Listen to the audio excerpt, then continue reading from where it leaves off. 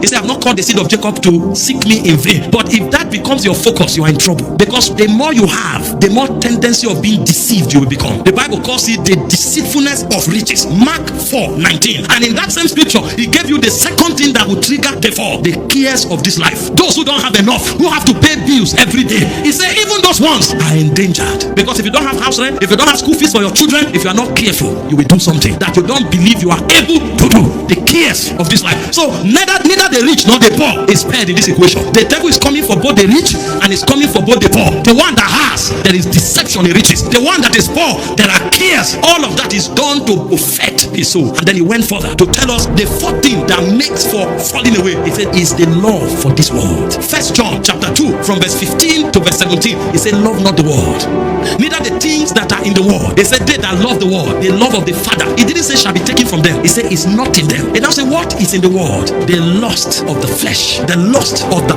eyes, and the pride of life. Hear this: if you want to serve God in the last day, be careful what you desire. You must be spiritual enough to censor your desires. This generation that somebody drives a car, another person is having sleepless nights. Somebody wears a ring, another person is going to do everything to wear the same ring. Be careful what you desire, because the devil will route every pathway to make sure that you and I fall away. And then be careful what you anchor your confidence on. This generation where somebody has a car, he feels he has arrived. Somebody is elected into an office, he feels he has become a god. Be careful. He said a man's value is not in the multitude of his possession.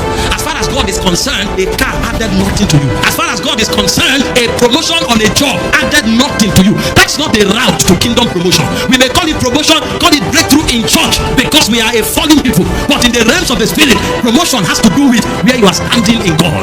Promotion has to do with the assignments of the kingdom that you can be entrusted with. Promotion has to do with the level of authority that you wield in the realm of God. Promotion has to do with the extent to which you represent God's interest to a jurisdiction that is apportioned to you. That is what the Bible considers as promotion.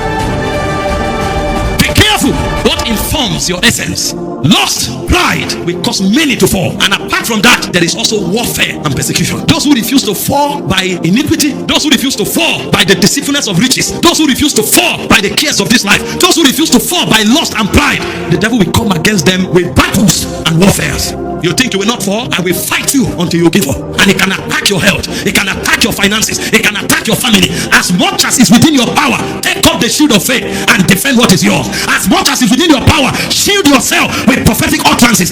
And even the ones you cannot handle, tell him it doesn't matter if we are thrown into the fire. The fire can be made 7 times hotter. We will not bow, for our God is able to save us.